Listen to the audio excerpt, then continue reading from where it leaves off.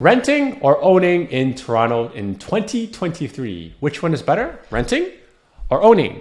I'm gonna break down all the numbers plus the emotional pros and cons of whether you should rent or own in 2023 on this week's episode of Prime Properties TV. So make sure to stay tuned.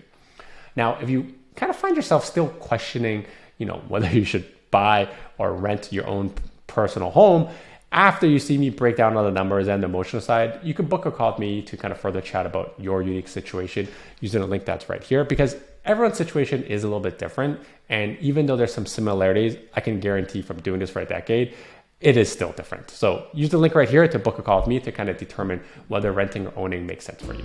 Simply click on the date and a time that works best for you. And then when you see the prompt, fill in your name, email, mobile phone number, and the question you have for me, and then we'll chat then. Good day, Toronto. Welcome to another episode of Prime Properties TV. My name is Zen, and I run and operate a Remax in the Greater Toronto area, on top of making awesome educational real estate content just like this one.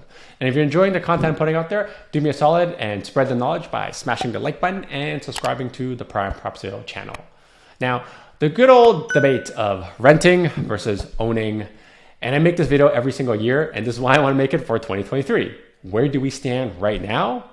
Well, like always, it depends. Let me kind of give you a little bit of backstory to help illustrate an emotional decision. In my culture, like Chinese culture, renting is kind of seen as like throwing money away, right? And if you speak to any of my parents' generations, we'll call it like the boomer Chinese, especially the first generation immigrant, renting is like blasphemy to them.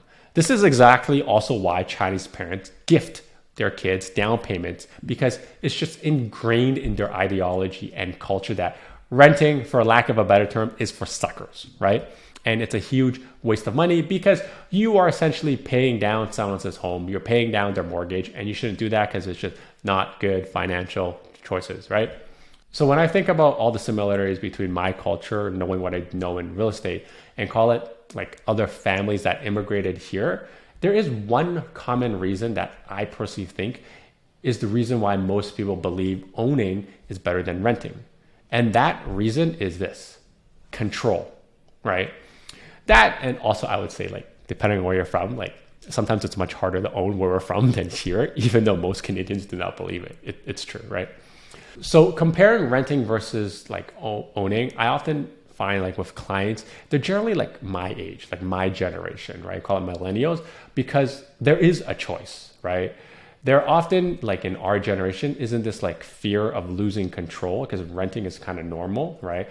And like, we're not going to be evicted in a foreign country without a roof over our head, because let's be real, if you're our parents, they probably own their home and they go shelter you, right? There is a little bit of like, safety net in that sense, right? But I find that fear is really ingrained in the first generation immigrants. And again, I'm just speaking from like my culture and my experience and my experiences in real estate, that second generation immigrants generally don't have that level of fear, right? So if control is the reason for owning the home, owning the roof over your head, honestly, it does not matter what I'm about to tell you with the numbers, because renting, you're not going to be able to own the roof over your head. So the idea of renting won't make sense, and you're going to want to control the roof over your head, and that just trumps all, right? I always joke that like the house I'm living in right now, like where I'm shooting the video, is probably the worst real estate investment I've ever made. But it's where my family is, and I would not want to rent the home that, where my family is, because I don't want the ability of the landlord to evict me, right? So it doesn't matter to me. So if there is some extenuating personal situation that makes you need to own, just go buy it. And now, honestly, like without sounding all realtor-y, is actually as good of a time as ever, because we are in a buyer's market, like a buyer's market. It's advantageous for the buyers. Just so as long as you can handle the interest rates, because they are high, and you can qualify with the high rates and the stress test. That's kind of the key thing.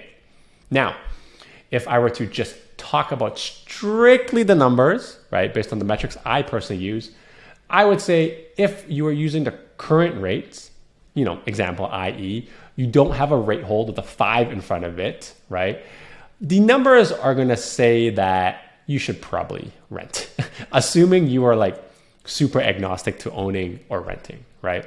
It really just makes more sense to rent. Allow me to explain to you. One of the metrics I always use for whether like renting or owning is better is strictly the amount of money you're kind of like pissing and throwing away based on like the story I told you earlier, right? So I always ask the question, what's the difference between throwing your money away, at the banks, i.e. paying interest on a mortgage, or throwing it away and paying it to a landlord and help pay down their mortgage, right? I personally think it's the same thing. And I would argue so. It's exactly the same thing, right? Because you're not going to get it back. You're not going to get any principal pay down either way. So it makes zero difference. So when I analyze this metric, using interest versus landlord rent, I look at how much interest is being paid to the bank in the first year relative to something of that, unit that you're going to buy, what the rental market is going to kind of charge you for, right? So if I use like say a 1-bedroom condo in Toronto right now as an example, the most common first-time home buyer asset, because it's the most affordable for person just entering the market. So let's say that this condo is like $600,000, right? At 6.5% mortgage rates, your monthly mortgage payment is like give or take like $3,000, right? Now in the first year, you're going to be making about like $36,000 and some change in payments, and of that 36 and change, $31,000 is interest alone. And the other like $5,300 is principal repayment, right? So you own more of the home. So of that $5,300, as you pay it down, you own that much more of the home than the bank does. Now remember, in this fancy amortization schedule, the interest is front loaded, meaning you're going to pay more interest in the first few years, and you're going to pay less and less over time as you progress further and further in your amortization. So if you're like 20 years into your mortgage, you're probably paying a lot more principal than your interest, right? That's just how the amortization schedules work. So in the first year, it means you're going to pay mostly interest, right? It means that in the current $36,000, 15% of this goes towards paying down the condo in the example, right? And the other 85% goes straight to the bank, i.e. throwing money away. So if you divide that 85% of the $36,000 payment, like that's about $31,000 or so, by 12, you divide it by 12, right? Because that's how much rent you pay per month. For that $600,000 condo, you're paying a little bit shy of $26,000 in interest alone. Yeah, $26,000 per month. Now I can probably find something equivalent in the 1-bedroom space for like $2,500, and probably even though like the rental market's pretty tight and the rental is very high, this is still very much doable. Now, this is of course before you pay property taxes and condo fees, because if you own the condo, you have to pay it as the owner. Now, if you're renting, you don't have to pay those things because the landlord pays the property taxes and the condo fees. See what I'm getting at? So mathematically, using that approach I just showed you, it does make more sense for you to kind of rent right now compared to actual owning. Renting does make more sense right now, strictly from a mathematic perspective, right?